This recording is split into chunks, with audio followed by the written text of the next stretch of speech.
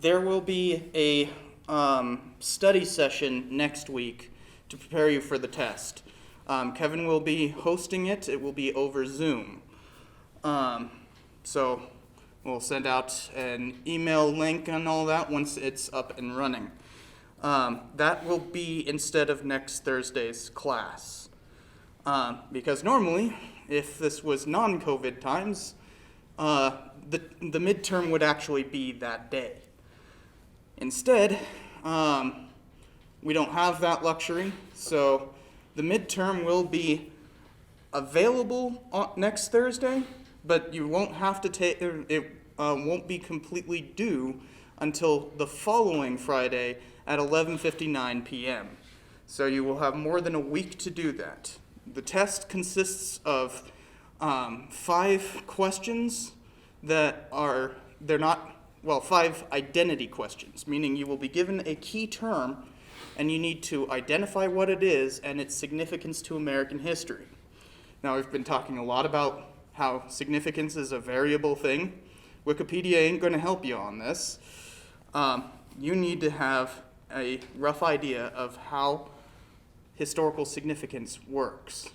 And I hope a lot of this has been helping you understand that, like, historical significance is not just, A causes B, but it's about meaning. It's about how it affects us today, things along those lines. There's any number of ways that you can navigate historical significance, but the key thing that I'm hoping that most of you guys will learn is how to navigate that. So that's roughly what the test is. It's called the reading journal will also be due anytime during that period, and you will email it to Kevin. Remember, that's an entry for each week of reading and about 100 words per an entry, and just your personal thoughts on the readings. It's basically just to make sure that you're actually reading and, to get a sense of how well you're comprehending it. So the test will cover both lecture and readings. So be up on top of those things, and it will cover all the way until next Tuesday. But today we're talking about the Indian Wars, and particularly the Indian Wars during the early Republic, all the way until Indian removal, which will be another class. This is a huge and complex topic, and there's no way I'm going to be able to cover it all.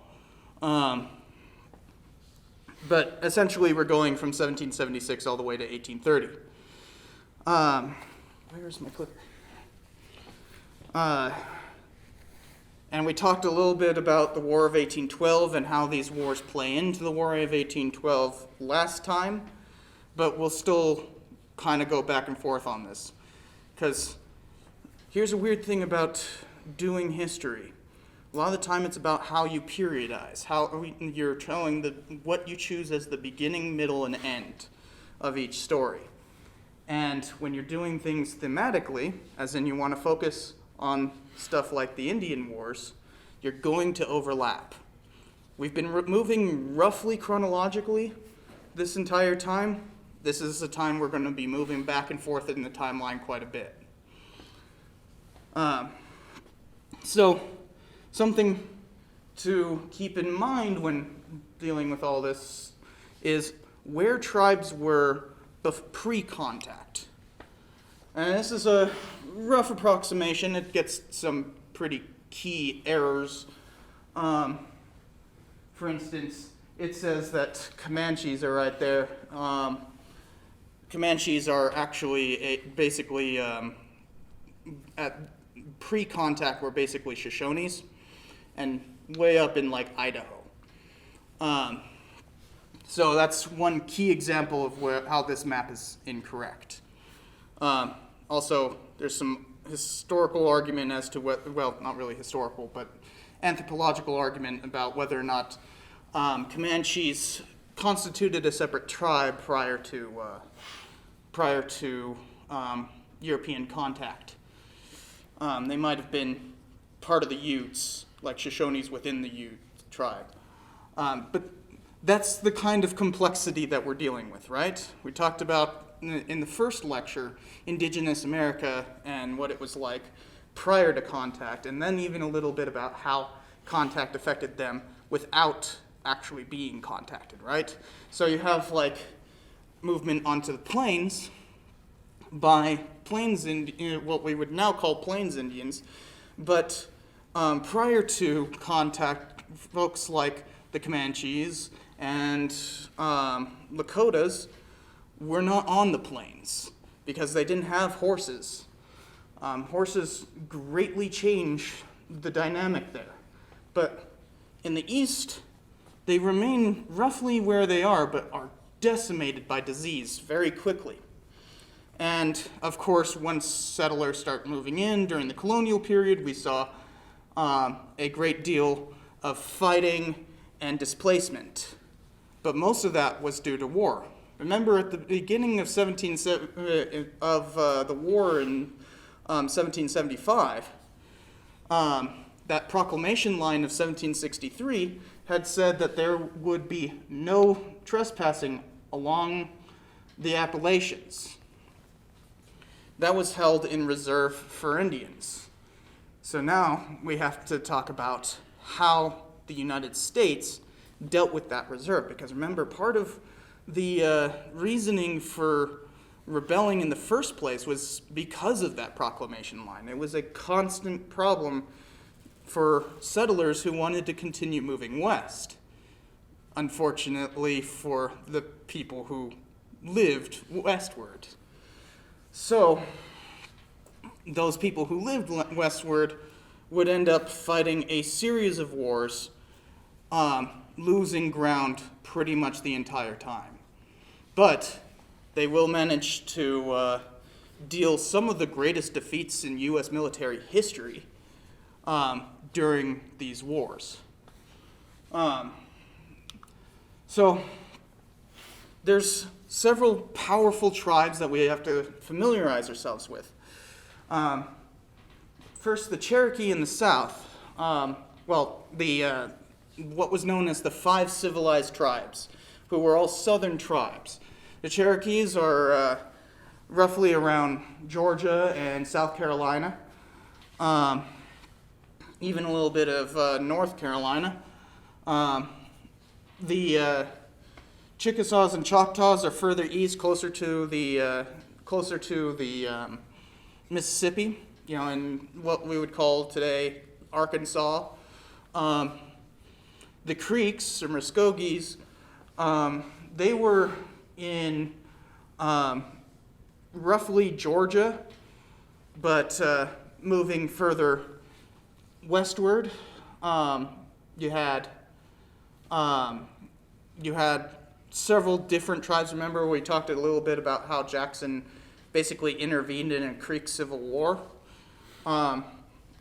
They are also a very powerful tribe. And then, of course, the Seminoles in Florida, who will be the focus of many fights to come.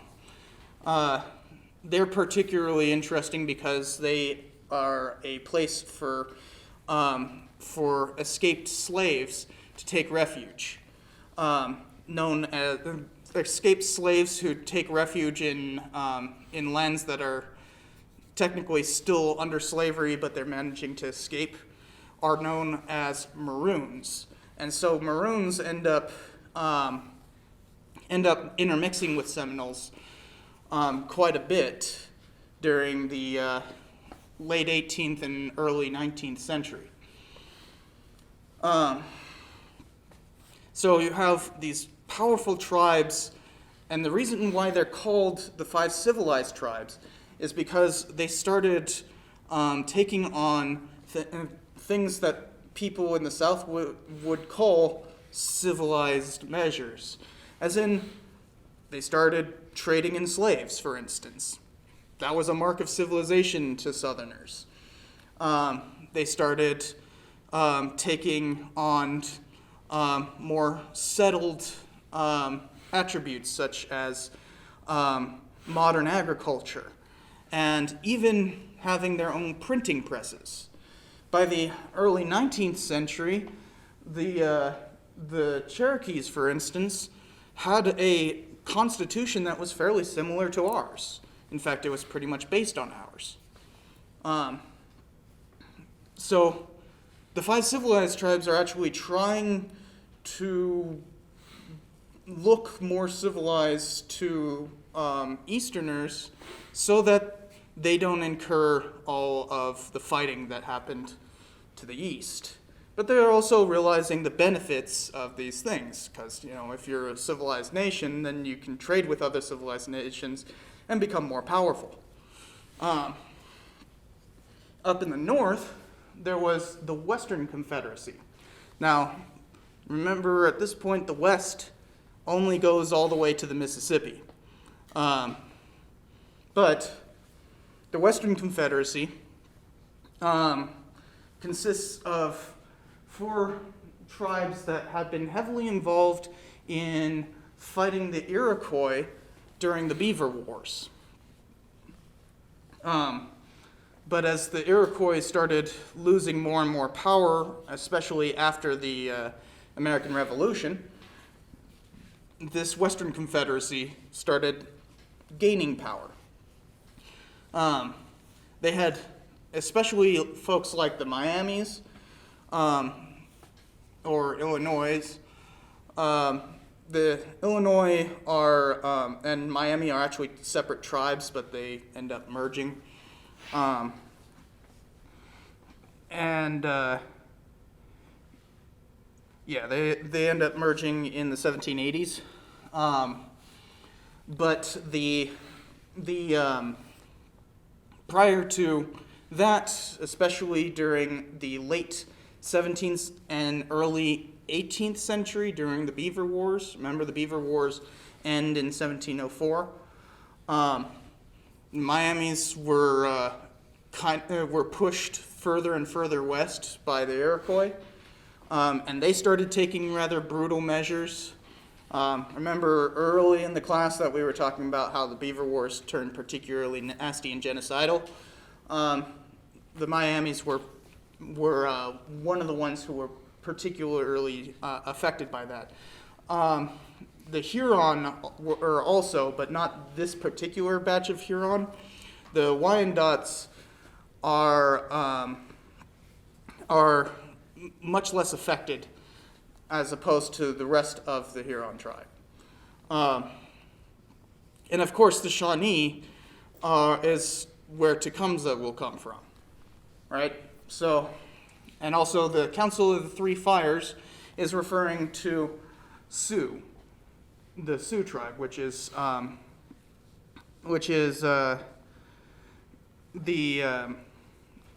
Lakota, Dakota, and Nakota. The Dakotans will remain pretty much in the east, but Lakotans will continually get pushed westward, not because of them getting conquered, but because of them being conquerors. And eventually, the Council of the Three Fires is no longer a thing by the early 19th century. So it's roughly the Indians who are in what will become the Northwest Territory.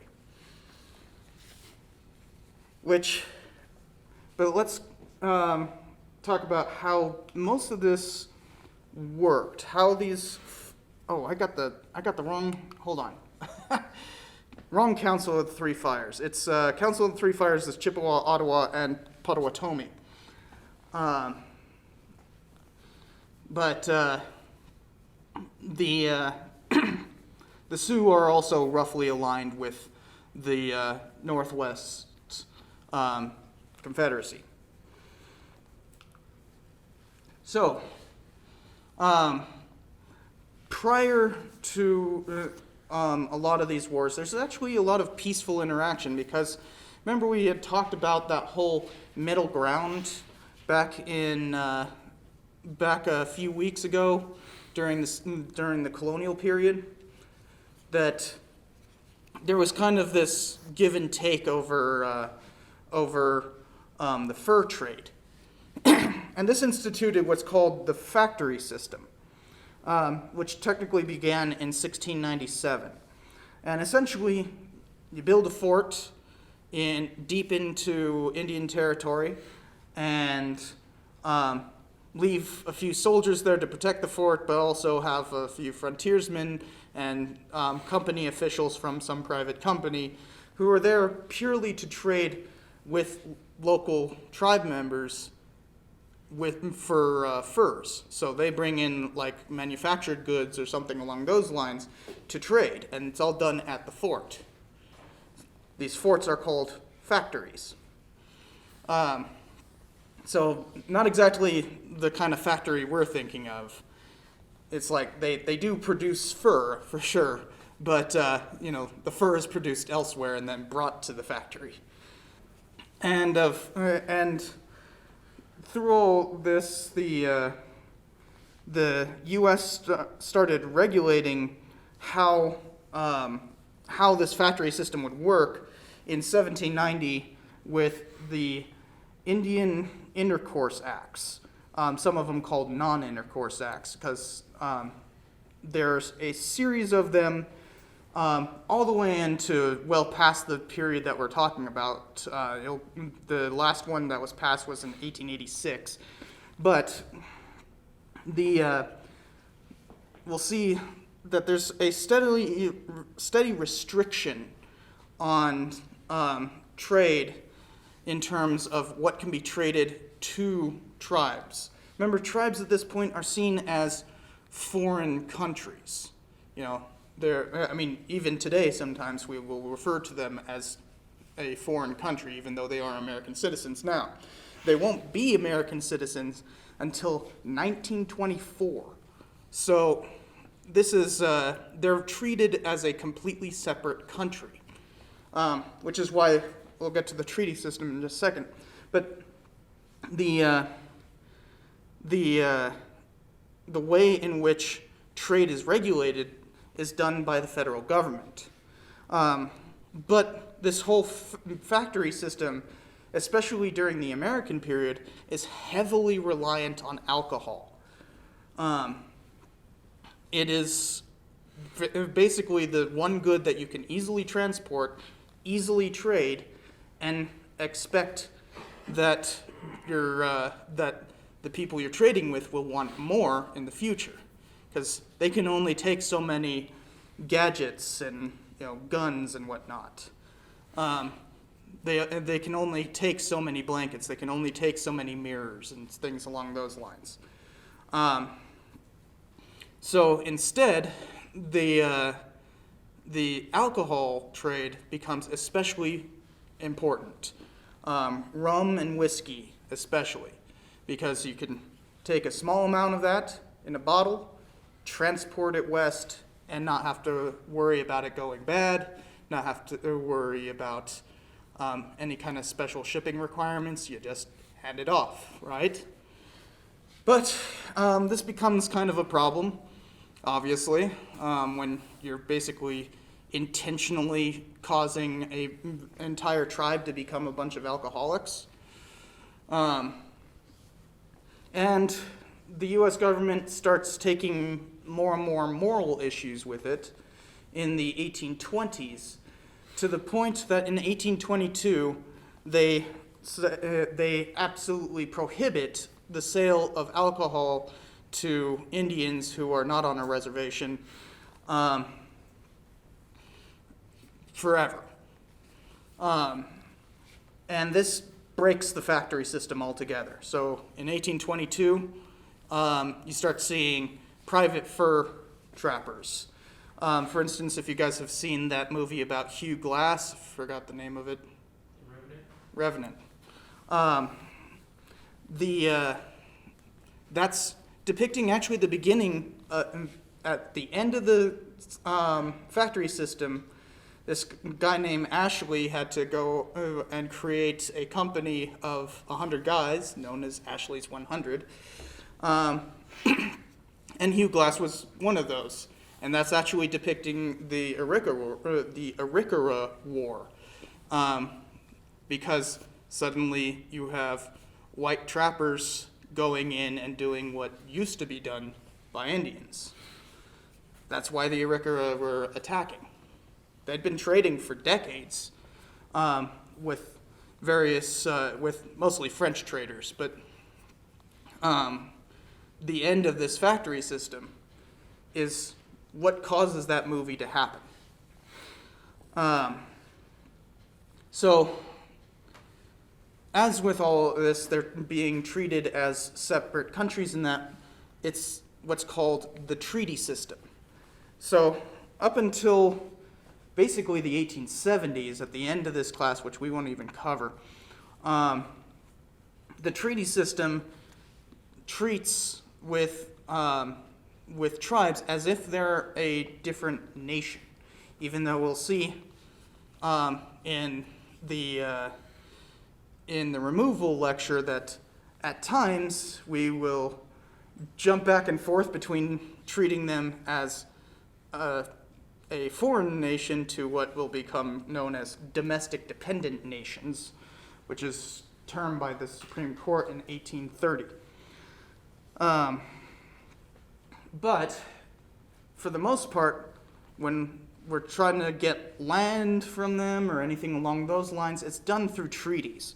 And in fact, the U.S. government actually had its first treaty with the Delawares at the Treaty of Fort Pitt in 1778. So this starts early. Most of these treaties are about trying to eliminate any kind of hostile interaction and create clear borders. Since most of these tribes don't have clear borders with one another, let alone settler countries. And of course, part of the problem is we're talking about what the federal government is doing, not what individual citizens are doing. And it will be a tale as old as time that, Americans don't like following what the government says, right? So if the government says, no, that's Cherokee land, but then suddenly there's some gold discovered, suddenly American citizens don't care what the federal government has to say about it, right?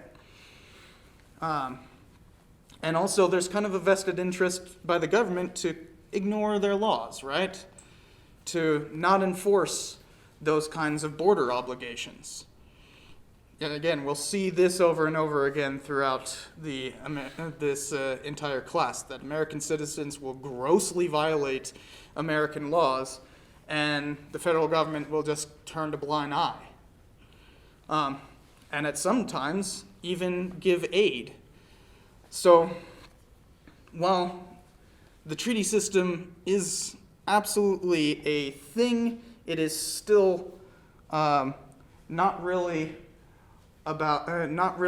fully enforced by either side, because also you're dealing with various tribes, and tribal organizations are not as hierarchical as settlers are necessarily.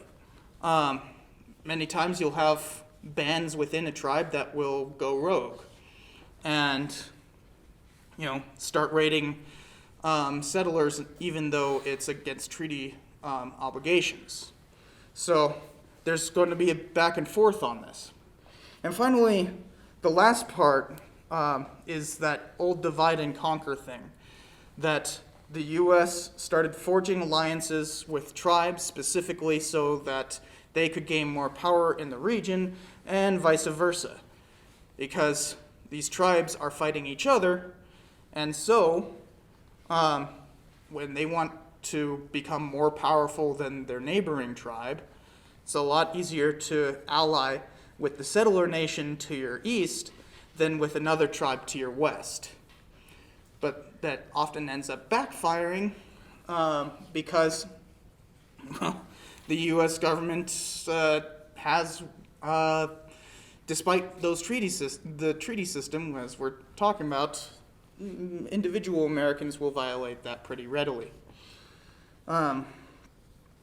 So the Cherokees in particular really show this, how this system turned violent really quickly.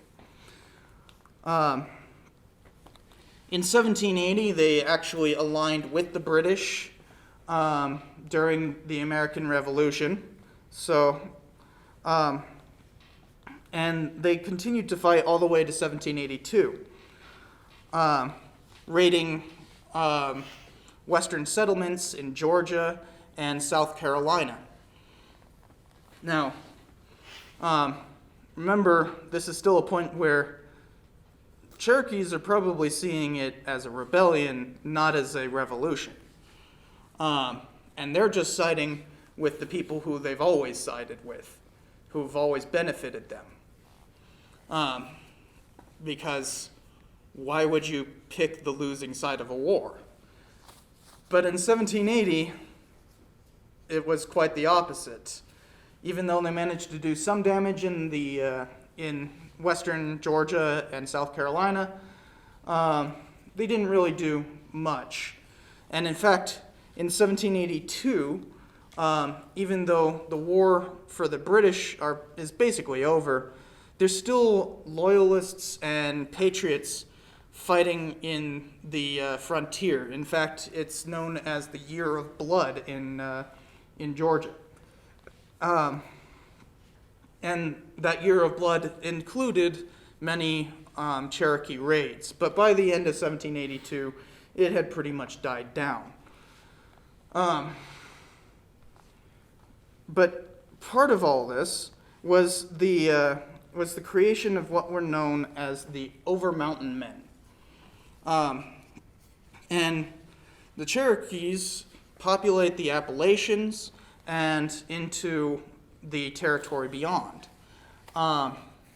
But remember that proclamation line had basically separated the Cherokee from Georgian and South Carolina forces. So these Over-Mountain Men specifically set out to counterattack. And so this continued all the way until 1782, where the Cherokees ended up basically devolving into a civil war. As they saw the writing on the wall, some bands wanted to keep on fighting, some didn't, and essentially they turned inward and stopped fighting Americans. Not that Americans stopped fighting Americans, because they'd actually still be fighting in the Carolinas over loyalism all the way throughout the 1780s. The creation of lynchings comes from this particular period. A couple of supposed Judge Lynches, last name Lynch,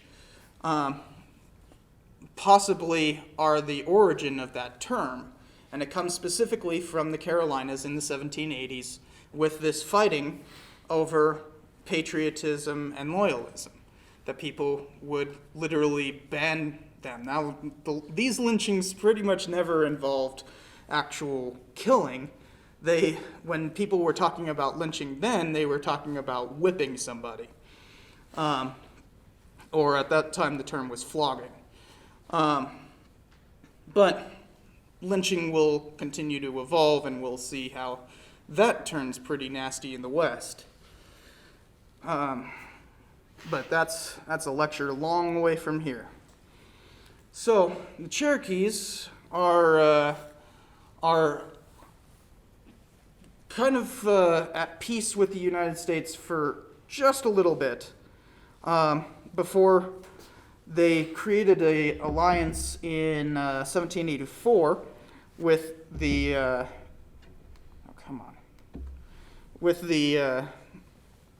with the Spanish.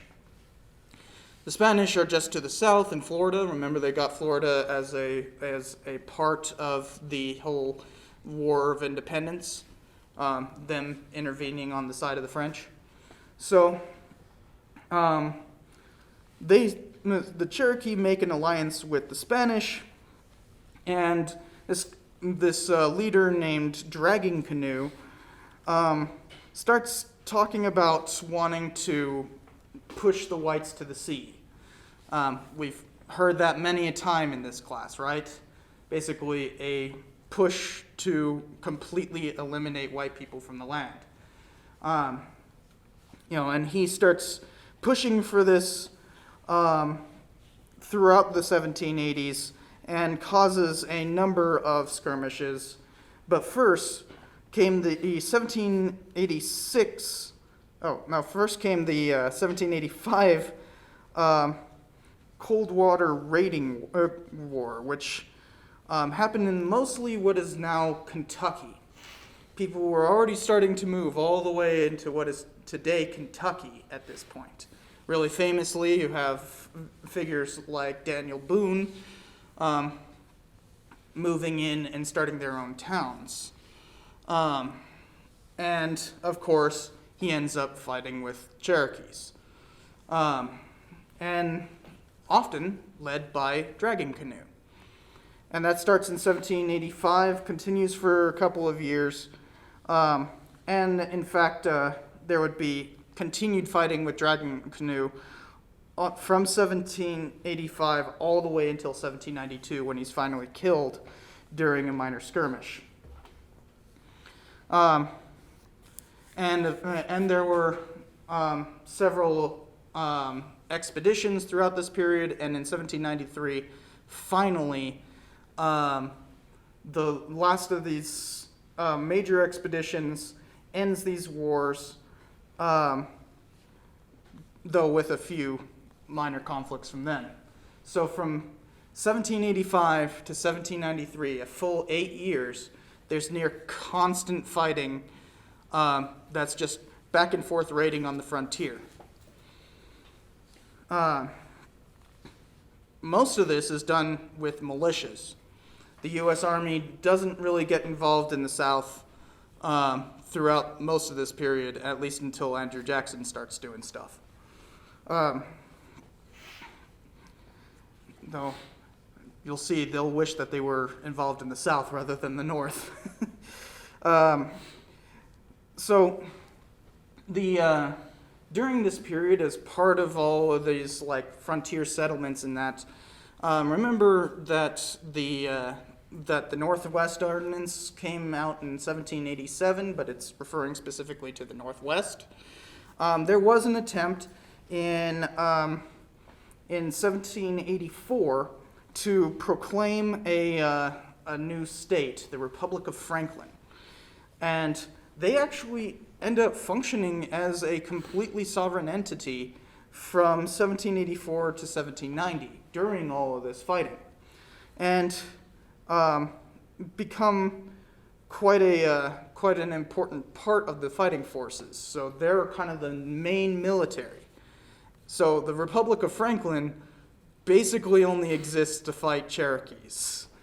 And eventually, because the North Carolina and Virginia and South Carolina had not ceded their western lands because they claimed to go all the way to the Mississippi. Not South Carolina. South Carolina was landlocked. Georgia. Their lands were claimed to go all the way to the Mississippi. Therefore, the Republic of Franklin didn't exist on paper. But in reality, they were fielding militias and fighting Cherokees. And so the area that was known as the Republic of Franklin would eventually become a good chunk of Tennessee today, which its creation was negotiated between North Carolina and the Cherokees, with Franklinites having nothing to do with it whatsoever, even though they'd been the ones fighting this entire time. So, with the creation of the Southwest Territory in 1790 and then the Tennessee in 1796, this would seem to have eliminated a lot of the need for fighting between the Cherokees and that. But in 1794, an Overhill settlement, Overhill meaning it's on the other side of the Appalachians, joined a Georgia militia specifically to attack some Cherokee villages. Basically because they had raided some farmsteads, didn't kill anybody, but had taken some cattle. And, this is a big no-no for these guys because, that actually some of them might not survive the winter without those cattle, so it is a bit of an imposition on them. But they sent the Nickajack, Nickajack expedition to go and attack the Cherokee in response. The entire Cherokee tribe, and they burned 2 of their biggest villages. No casualty estimates, but you can imagine how many people died as a result of just a few cows. So there's still clearly tensions. But the Cherokee in particular started Americanizing in response. This is where they started taking on the printing press, taking on the institution of slavery, taking on and eventually becoming a constitutional republic. Though they wouldn't do that until the 18 teens. But taking on the printing press, having their own newspapers in the 1790s, this is why they get the name of one of the 5 civilized tribes. And it's basically completely in response to all of this fighting. So it's very much a defensive measure that they, quote unquote, civilized. But the Cherokee are not the only ones facing all of this warfare. The fighting is particularly brutal in the Northwest. Remember, we talked a little bit about this in the War of 1812, but the War of 1812 can be seen as the culmination of what is sometimes called the 80 Years' War. Starting off with the Beaver Wars and eventually the creation of the Middle Ground in the early 18th century. The Northwest was seen as kind of Indian territory until the creation of the Northwest Territory in 1787, although there's some movement on that in 1785.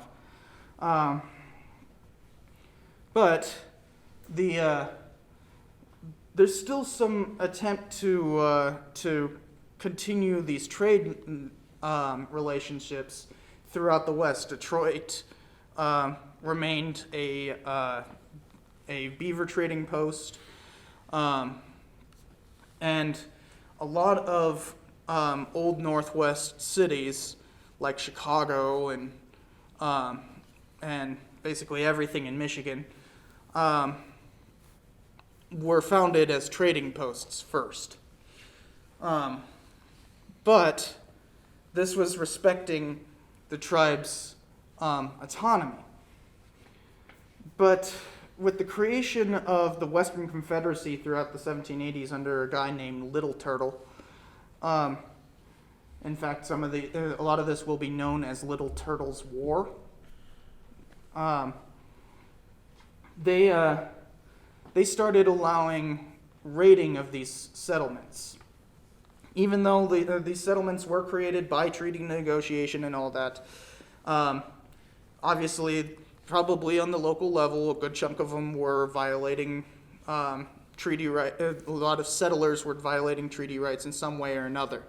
But the Western Confederacy basically conspired to start raiding all Western forts and started even going into crossing negotiated borders to raid American settlements, especially in Pennsylvania.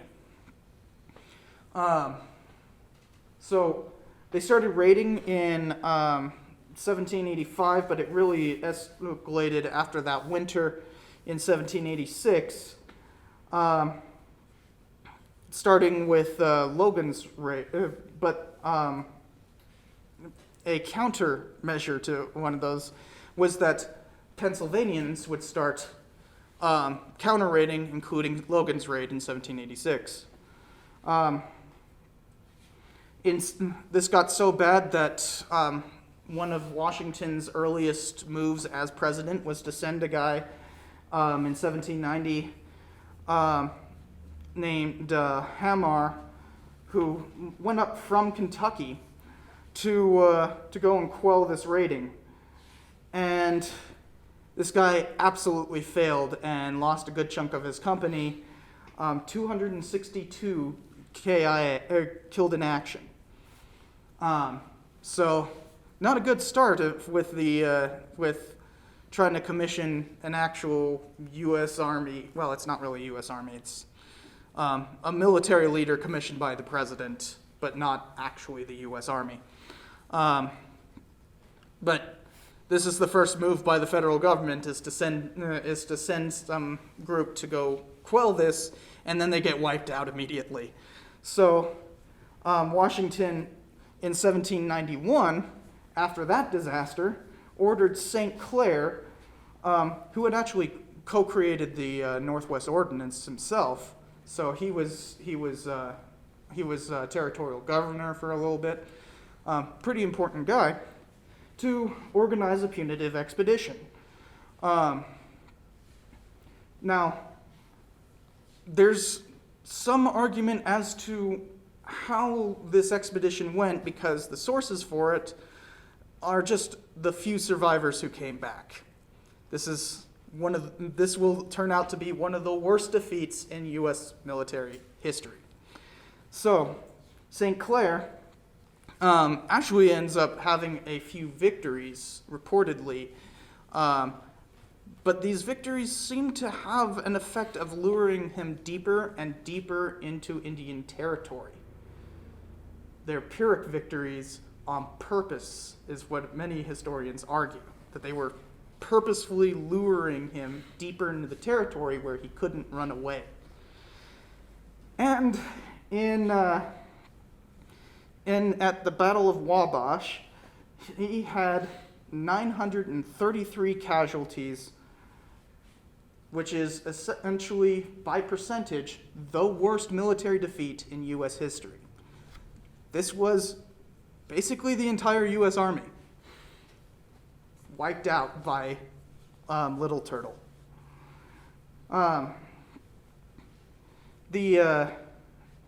This resulted in a reformulation of the army, because this was very haphazard at this point. Remember we talked about Hamar, who was just some guy commissioned to create his own force. Same thing with St. Clair.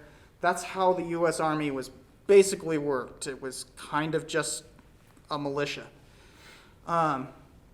So this resulted in the creation of the what was then called the Legion of the United States, or the American Legion. Has nothing to do with the current organization, which is just a veterans group. That came in 1918.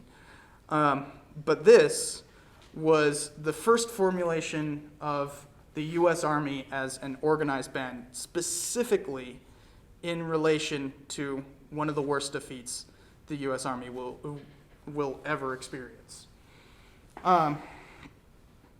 So from 1792 through 93, this war with the Western Confederacy continued with escalating raiding, and eventually with the creation of the American Legion, In 1794, they went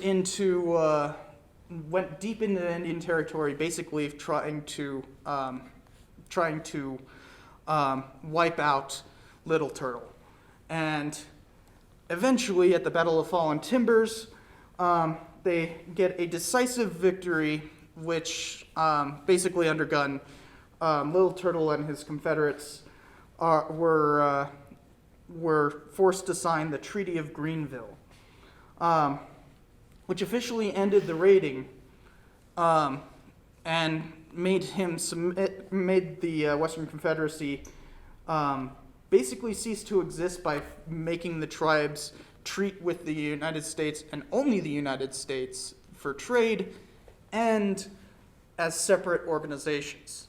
So if they were to confederate, that would be an open violation of the treaty. Remember, this is being done directly after the Battle of Fallen Timbers. So, this treaty is basically done under duress. But that's how a lot of treaties end up, right? That's what most peace treaties are. But this is a peace treaty that works because the Confederacy as an actual organization falls apart the following year and ceases to be. So if this seems to have ended the wars there, but not really, because Tecumseh, just a decade later, would end up starting his own confederacy, which we covered in the War of 1812 class. But the main point is Tecumseh claimed that they needed to start a new confederacy and push the whites off of their territory. He had a brother who was known as a prophet, and that his brother would foresee the end of the white man. But interestingly enough, that prophet actually had some validity to his visions, because Tecumseh said that he would return after finding some new alliances by stomping his foot, and all will know. Right as he starts to return, one of the biggest earthquakes in American history happened. The New Madrid earthquake of 1810. So, somewhat miraculous. And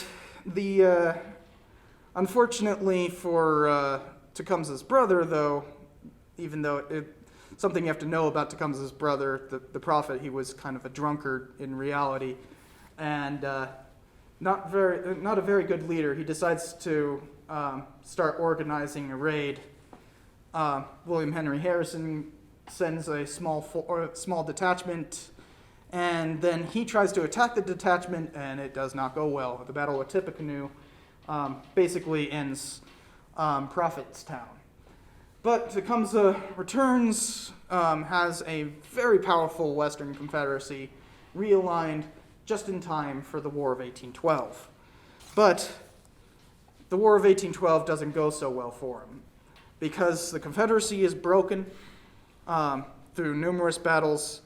The British abandon him, and eventually he's killed in 1814. His brother actually survived, but due to his failure at Tippecanoe, he was kind of disgraced. And we'll see when we get to the Indian removal that this isn't the end of confederacies in the Northwest. There will be another Indian confederacy formed under a guy named Black Hawk, who, in fact, one of the militia captains who will end up fighting Black Hawk's war is a guy named Abraham Lincoln.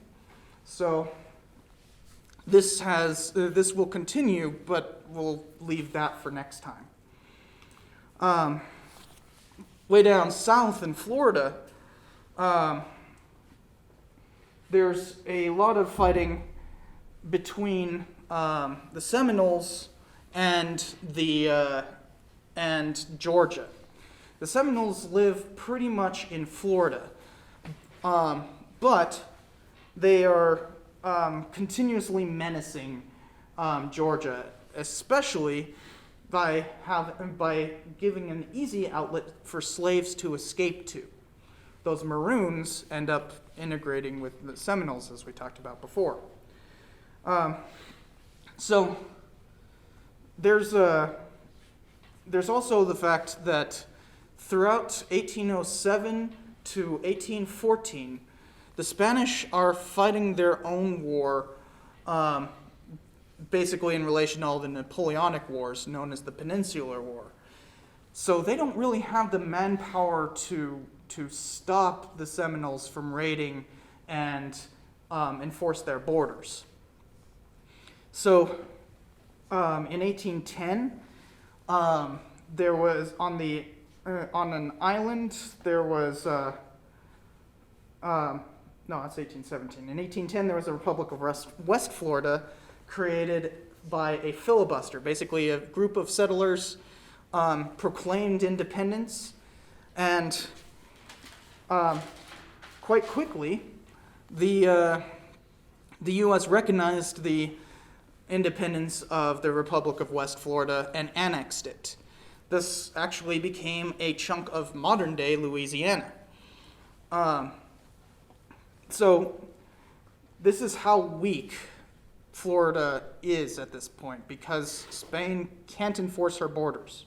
And that will continue long after the Peninsular War. They're basically stuck with a weak empire.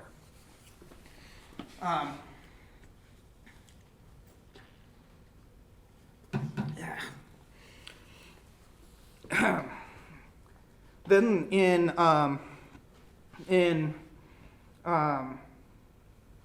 because of the War of 1812, the U.S. took more land, including Mobile, Alabama. And one could say that that's kind of a act of war against Spain, even though the War of 1812 was not against Spain. And then also there was the declaration of the Republic of East Florida. But that was quickly defeated. It was a minor rebellion in the capital of St. Augustine. But a big one came in 1817 with Gregor MacGregor, this Scottish filibuster who just landed on an island in northeast Florida, right there on the border with Georgia, called Amelia Island, and declared a republic. This republic became kind of a thorn in the U.S.'s side because it was actually a slave trading front. It was basically a way that they could reinstitute the Atlantic slave trade, and the U.S. did not like that. And since Spain was too weak to actually stop all this from happening, the U.S. sent the Navy to go and stop him.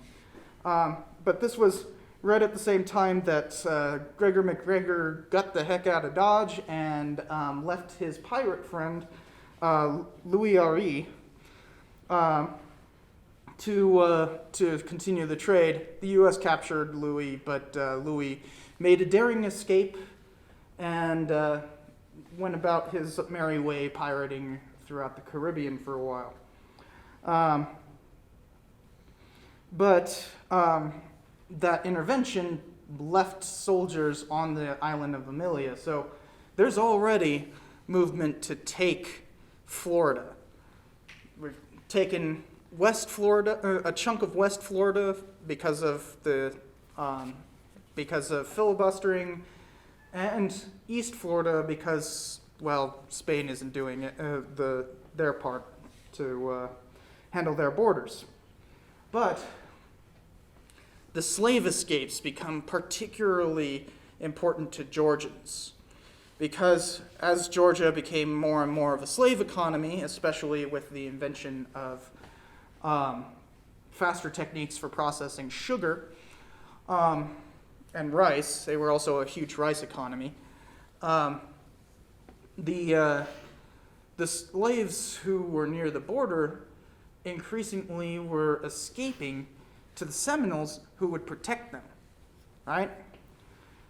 And so the Americans started complaining about all this, and even saying that the Seminoles were no longer Indians, they were now Negroes, because of this intermixing. And that's actually a political point, because then that means that they are American property, not people. Well, I mean, it's still technically people, but by the Constitution, they're 2/3 of a person, right? So, with all of that, the Seminoles started raiding as part of all of this from 1812 to 1814, especially joining the Creek War. And remember, Jackson went and suppressed that. So you have all of this already starting to turn into, you've got fighting in West Florida, you've got fighting in East Florida, and now you've got fighting in Georgia with the Creeks. And so to stop these raids, the U.S. started attacking what was known as Negro Fort. And so the U.S. sent a party to go and destroy. It was an old trading fort that Seminoles had taken over, and basically used it as a base for raiding into Georgia. And so it was destroyed, taking 334 Seminole casualties in the process. But despite pleas from the Spanish, despite pleas for the Spanish to intervene in all of this, they continue to not do anything. So the U.S. increasingly finds that all of these fugitive slaves need to be taken back, because that's American property. And eventually, Red Sticks, the Creek warrior who was at the brunt of Jackson's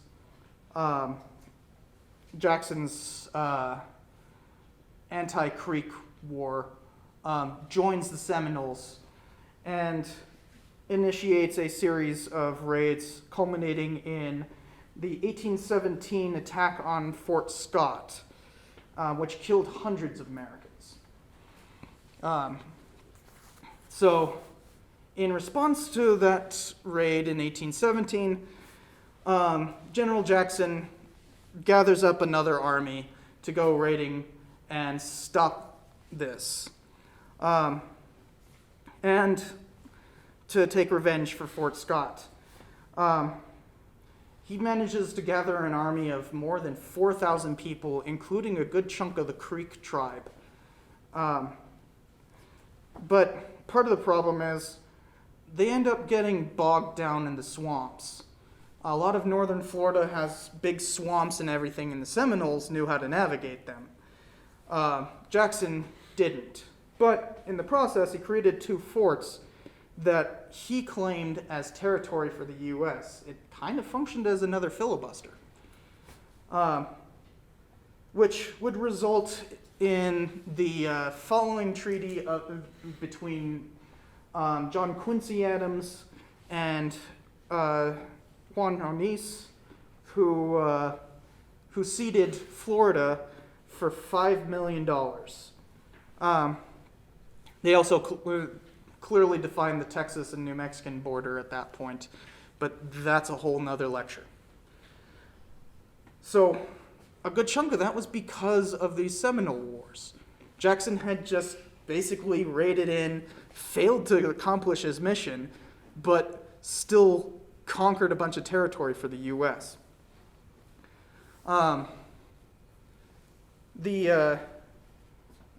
With Florida becoming American territory, now it became time to institute the treaty system, in which the Treaty of Moultrie Creek basically consigned the Seminoles to a particular territory and gave specific punishments for them accepting Maroons. But it would continue a little bit, but basically completely secretly. This is the end of Seminoles accepting slaves into their group. In 1823, the treaty set a specific reservation for the Seminoles almost completely on the interior of Florida, basically ending the Seminole Wars.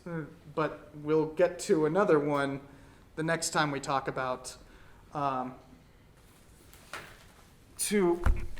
This is a long and messy process, right? Whole bunch of wars, whole bunch of names, whole bunch of everything. I don't expect you guys to try to memorize that, but you get the story that's happening here, right? Like, what's the basic effect? What is the basic effect of the First Seminole War? Like, why does it happen, and what does it cause? Well, were you saying it happened because the slaves were escaping into their territory, and I guess the American side didn't really like that, so they brought war to them to stop this from happening? Mm-hmm. And a lot of it has to do with slavery, right? But not all of it, right? There's also weak Spanish authority. So what does, the ultimate effect of this war show what it was really about? The U.S. is moving to gain more power. Gaining more power, gaining more territory, right? That's what a lot of these things are. It starts off, you notice that it was a punitive expedition. Most of these were punitive expeditions. Indians did something wrong, and therefore we've got to go out and kill a bunch of them. And it's that disproportional effect. It's basically they're waiting for a massacre to happen so that they can seek revenge, right? So the Fort Scott massacre is pretty bad. I mean, we're talking 200 Americans who were killed, 200 plus. So huge massacre. But you can already see there's a long history of fighting before that. But everybody focuses on the massacre, not everything that precedes it. And therefore, now Jackson can go in and do his thing. And ultimately, win Florida. So, was it a filibuster? I see you nodding your head back there. So, care to explain? Well, I'm not sure exactly, so that's all. Well, you can argue it both ways. So can somebody define what a filibuster is? Remember we talked about the Republic of West Florida, the Amelia Island Republic. These are done by private individuals, right? So what are they doing? They're not claiming it for the country, they're claiming it for themselves, so they're really to take power individually, but overall it benefits the country. Yeah, because the word filibuster actually comes from the word freebooter in Dutch. Freebooter is just another word for pirate. So these are land pirates. They're trying to steal land. But you see, normally we don't call when a government does land we don't call that land piracy, so you would call that conquest. But it's a pretty thin line, isn't it?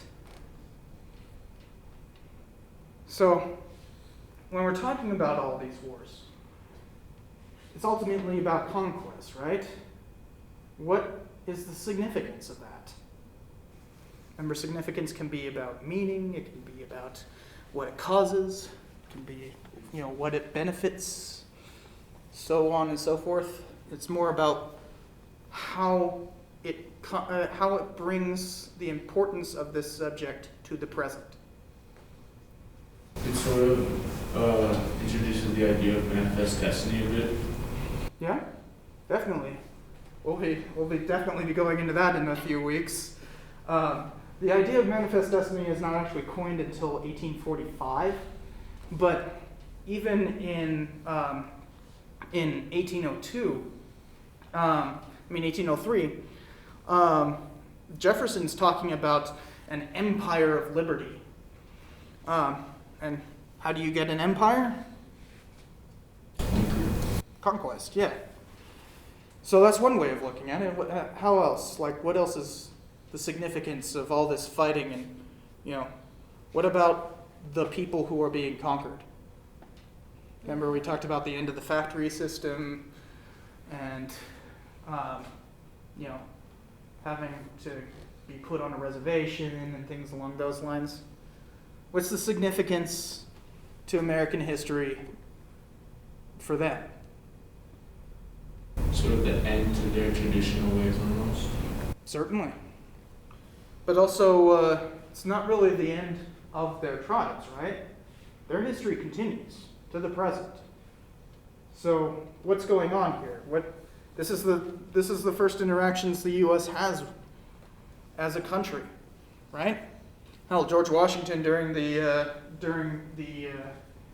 American Revolution actually ordered a massacre of Mohawks.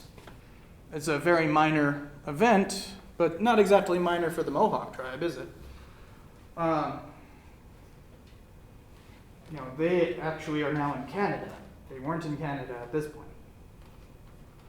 So if conquest were to be on the test, what would be your answer? They don't just conquest land, but they also conquest the Indians themselves. If they don't adjust and be corrupt like how the U.S. wants them to, they're being forced out of their territory by any means necessary. Mm-hmm. But what does it mean for them? Because we're talking about they're getting forced off and everything. Okay, so that's meaningful for Americans because now we've got land, right? But what happens to them? They have to find new lands or they have to adjust to being pushed out of it. They have to adjust, yeah. Suddenly, they're being forced to become domestic dependent nations, right? Even before that term becomes a part of the lexicon, you can already see it developing here, right? That they are becoming subjugated. So there's a lot of debate in the historical profession about what the definition of an empire is. But one of the standard things is that you control and subjugate diverse peoples. So with Jefferson in the early 19th century, during all of this, talking about an empire of liberty, with the U.S. Army formulating itself off of key defeats in these wars. Are we an empire? Basically. We're growing empire. Think about today. We still have tribes. Every tribe I mentioned today still exists. I know it's a bit of an uncomfortable subject, but it's one of the key things about dealing with American history, is dealing with the troubling bits. I know in the news recently it's been fairly controversial about dealing with the troubling bits. But I don't think you can honestly deal with American history without that. So keep in mind when you're taking that test that we're talking about these larger significance. Like, is the U.S. an empire? Are all of these things just wars of conquest? Or are they actually like what they say they are? That they're trying to stop raiding, that they're trying, that, you know, a lot of these start off with Indians doing the raiding first, right? They're the initial aggressors. But we'll see time and time again that despite some foreign power, or not sometimes not being a foreign power, but you know, like in the Mexican-American War, for instance, Mexico is technically the initial aggressor, right? In the further Indian wars, we'll see the same thing happen. And of course, in the Civil War, the South is the initial aggressor. But we will see time and time again, it's not that simple, is it? Keep all that in mind. Any other questions? All right. Well, have a good day.